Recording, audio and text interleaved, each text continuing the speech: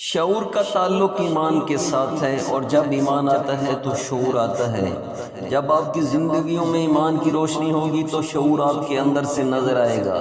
جب انسان کے اندر شعور نہیں تھا، وہ جنگلوں کے اندر غاروں میں زندگی بسر کرتا تھا اور اس کو کسی چیز میں تمیز نہیں تھی۔ وہ ننگا پھرتا تھا، اس کے بدن پر لباس نام کی کوئی چیز نہیں ہوتی تھی، کیونکہ اس وقت اللہ پاک نے ان کے اندر شعور پیدا نہیں فرمایا تھا۔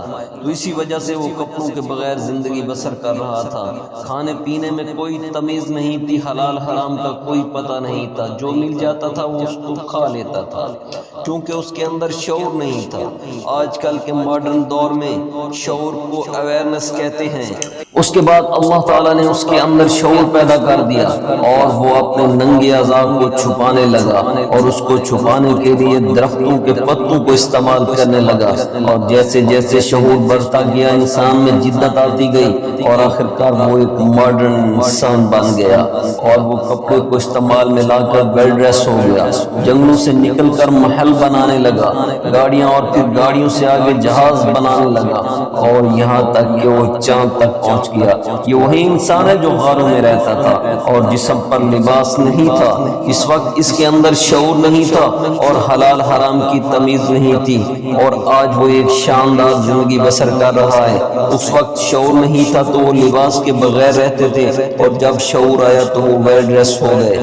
لیکن بڑے ہی افسوس کے ساتھ کہنا پڑتا ہے کہ آج ہمارا معاشرہ واپس اس دور میں جا رہا ہے جہاں سے شعور کی ابتدا ہوئی تھی۔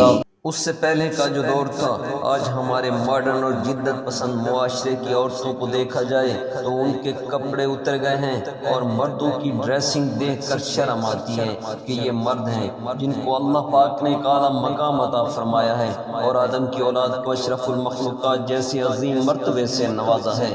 اور رفتہ رفتہ ہمارے اندر سے وہ شعور نامی چیز ختم ہوتی جا رہی ہے، اور ایک ایسا دور بھی آئے گا جب مردوں اور عورتوں کے بدن پر لباس نام کی کوئی چیز نہیں ہوگی۔